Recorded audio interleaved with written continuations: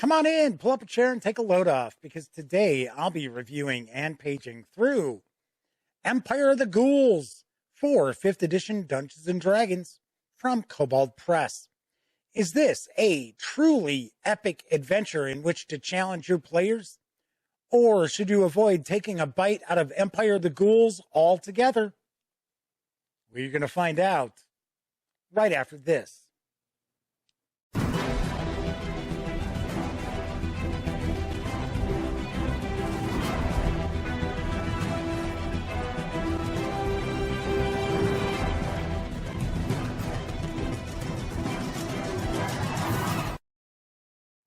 Howdy, howdy, howdy, gang. Welcome once again to the Duct Tape Studios.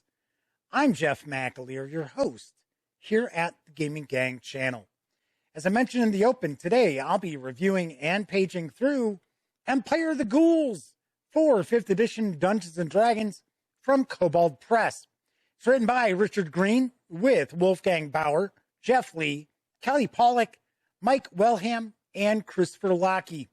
This 356-page hardcover is available with PDF at the Kobold Press website for $54.99, or you can score the PDF alone over at DriveThruRPG for $24.99.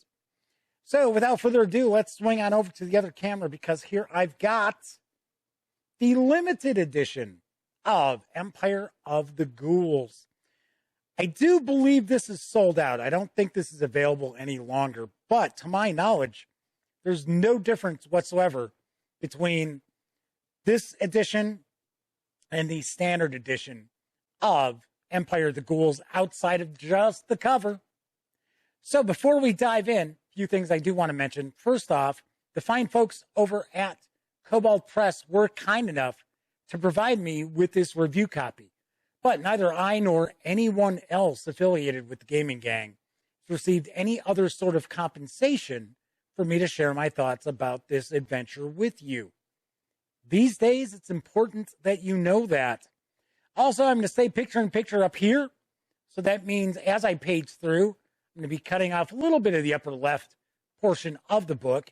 Speaking of paging through, we're not going to look at each and every page.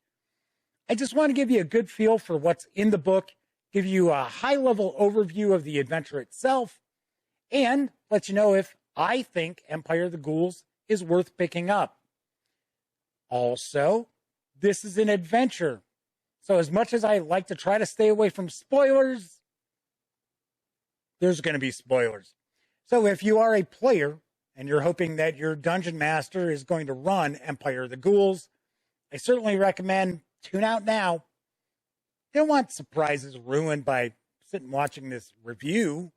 Plus, there's over 1,300 other videos on the channel. It's got to be something worth checking out. All right. Hopefully, it is just Dungeon Masters and myself, because we're going to jump on in here. So the first thing I'll mention is, just like pretty much everything I've encountered to this point from Kobold Press, presentation, quality, top-notch. We get four, count them, bookmarks to use with the book.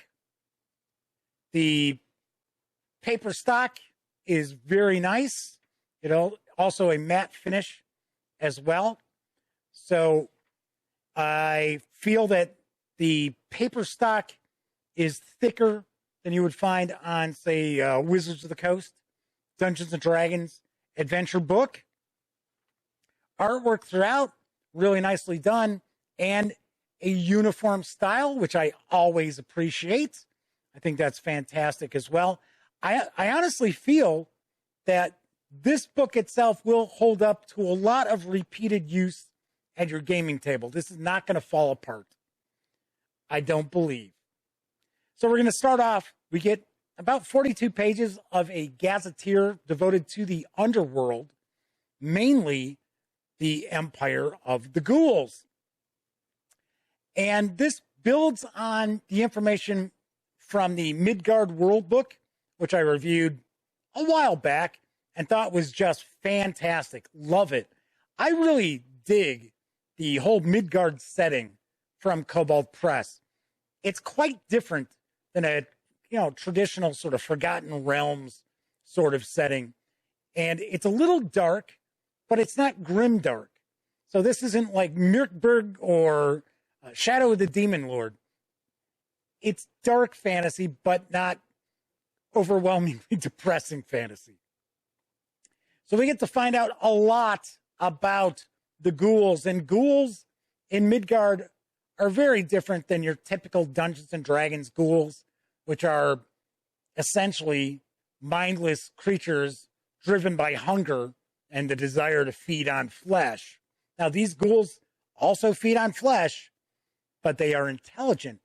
They're also different than the Lovecraftian ghouls because there is a strict codex of social mores.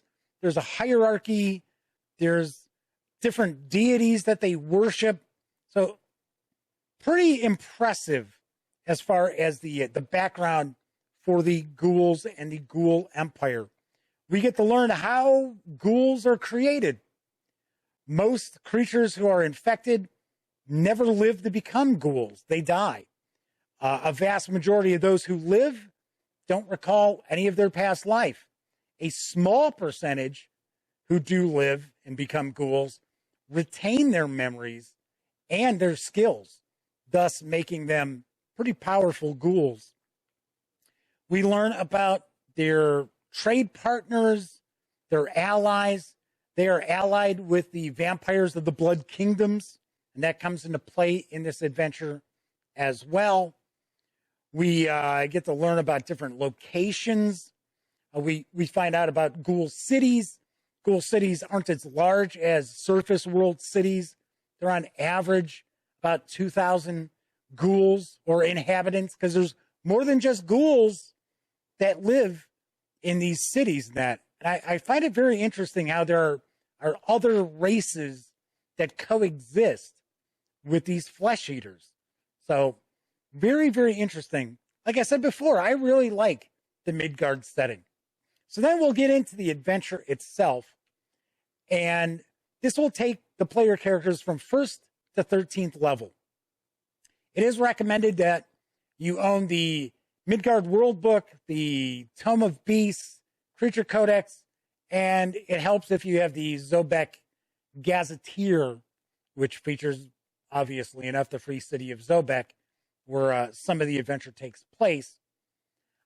Do you need to have those? Is it critical? No.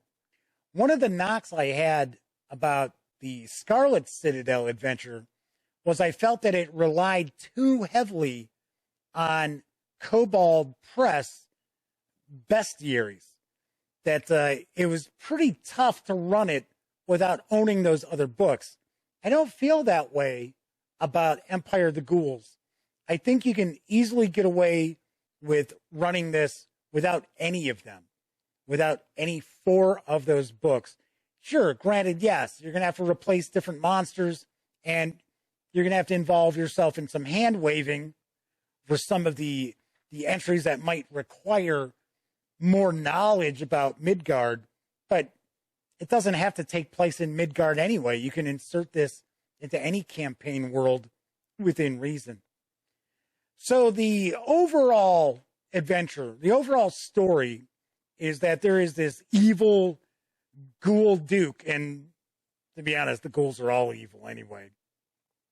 But he is plotting against the emperor. He wants to overthrow the emperor, and a magic user who is a follower of this duke has a vision that if they kidnap and sacrifice this baron, who is the brother of a king, a dead king from a kingdom that the vampires have taken over, they can sacrifice him, then all of their plans will come to fruition. So this duke is plotting against other factions of ghouls, as well as trying to create distractions in the surface world that are going to allow the ghouls to maneuver and move around on the surface world, trying to find this baron. Of course, the player characters know nothing about this. It starts off for them being hired to protect a kobold that's accused of kidnapping a human girl, the daughter of a blacksmith. And this isn't the only kidnapping or disappearance that's taken place. There's been multiple disappearances, and every time there's evidence tying kobolds to the scene of the crime. So the kobolds in Midgard are a little different than D&D kobolds as well. They live side by side with other races. They aren't all necessarily evil, but they are taken advantage of.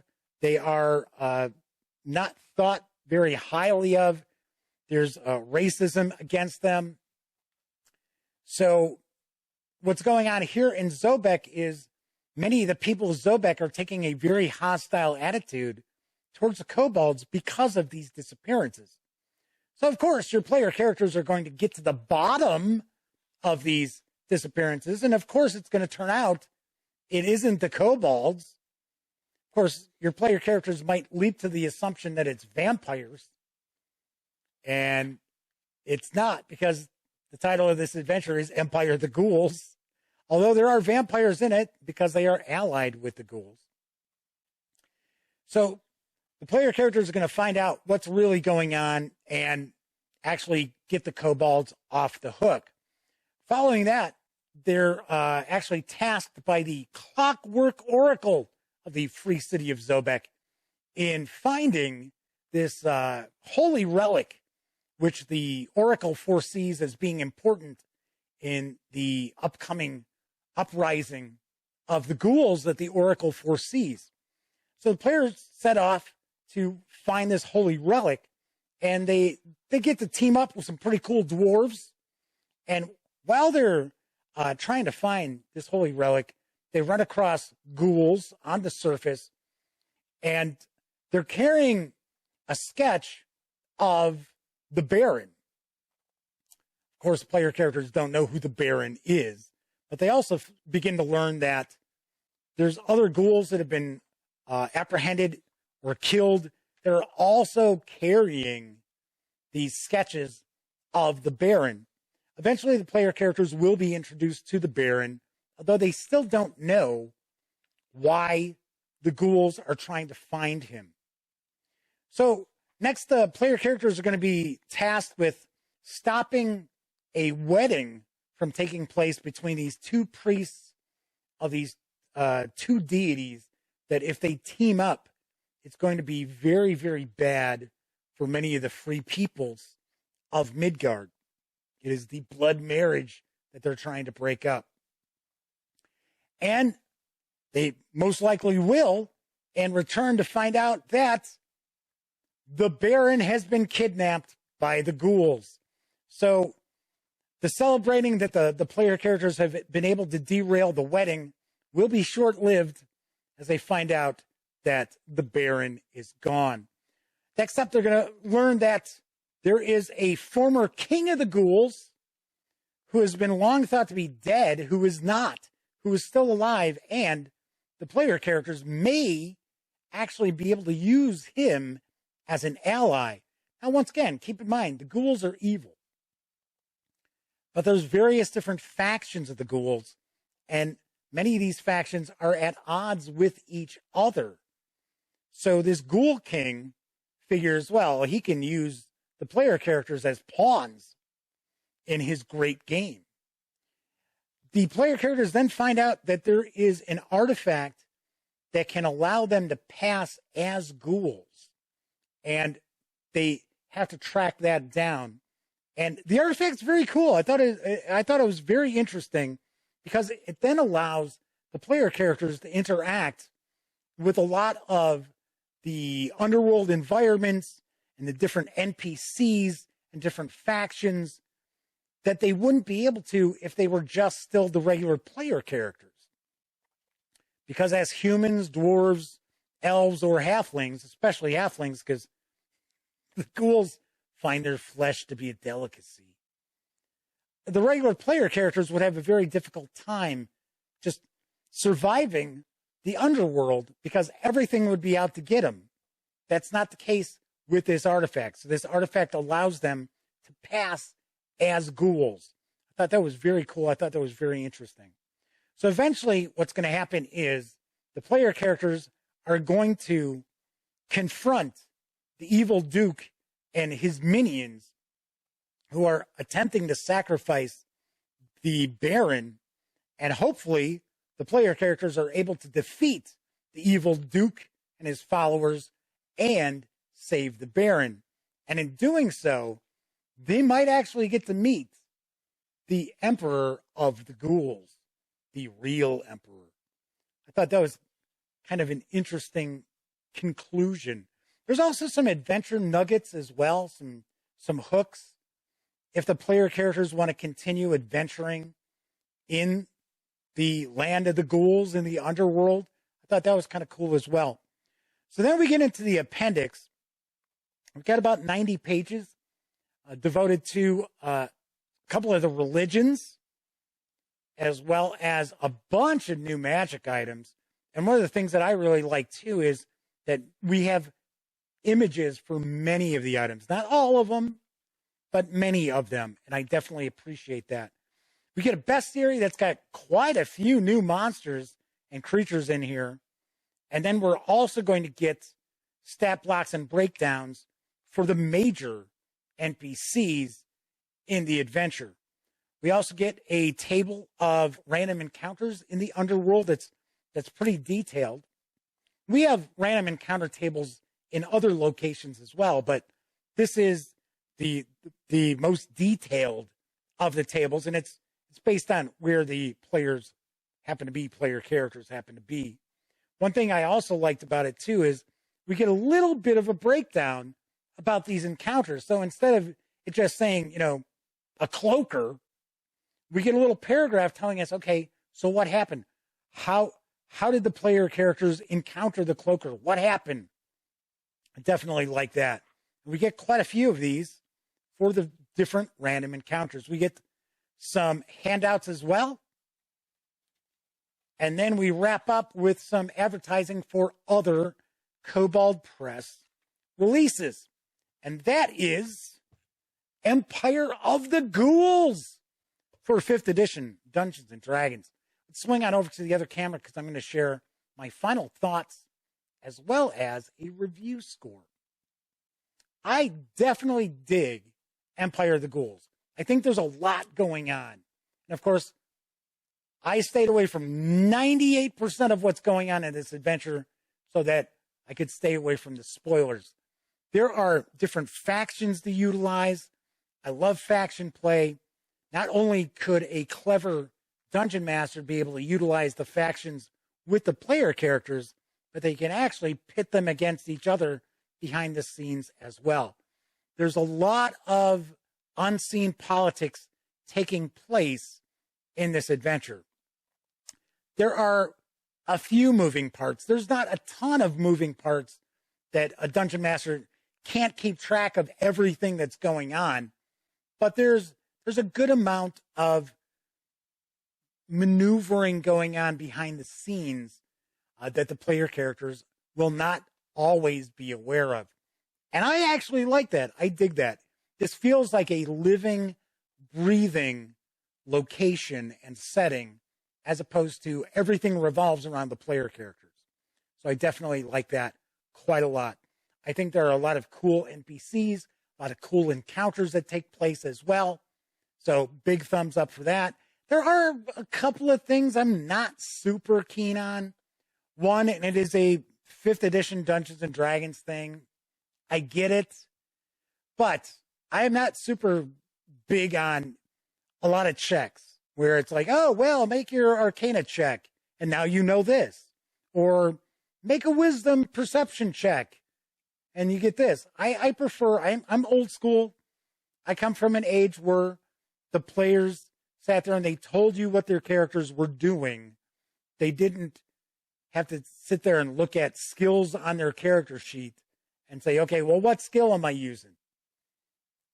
It's just how I am. Now, thankfully, there's not tons of that. Not like some 5th edition adventures where it's like, geez, do the players actually make any decisions here, or is it just all rolling dice? It's not the case. Also, I think there's maybe a little too much focus on combat in some of the encounters. I would have liked to have seen some additional options for, peaceful resolutions. But once again, it's not over the top where every time you turn around, it's just yet another battle against baddies. So I appreciate that as well. All in all, Empire of the Ghouls is really good. Really think that this is an excellent adventure, and just about any dungeon master out there can utilize this. You don't even have to focus on Midgard. You can put it wherever your campaign is located. But something else I am going to mention. If you are a dungeon master out there who's been a bit disappointed with the recent output from Wizards of the Coast, I highly recommend, if you haven't already, checking out adventures from Kobold Press. They are cut from a completely different cloth. Definitely check them out.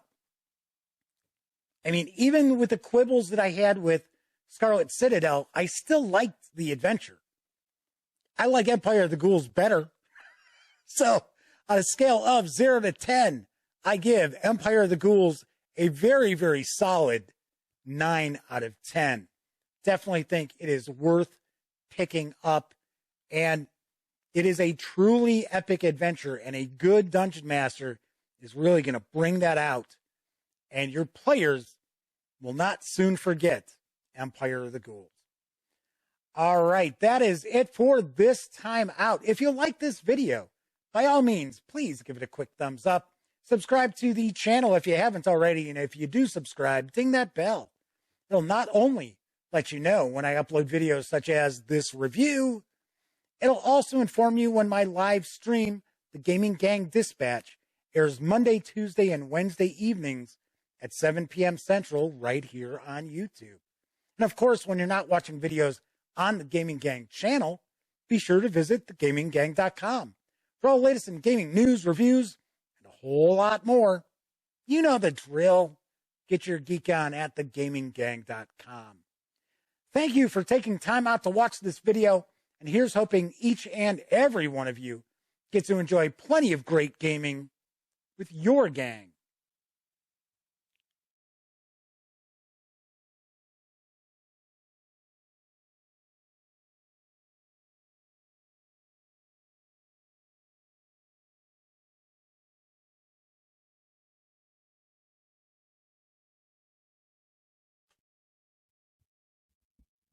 Oh, hey, you're still here. Well, if that's the case, by all means, subscribe to the Gaming Gang channel by clicking right here. Check out the latest episode of the Gaming Gang Dispatch, or find out what YouTube recommends you check out from the channel. And of course, once again, I'm Jeff McAleer. Thanks for watching.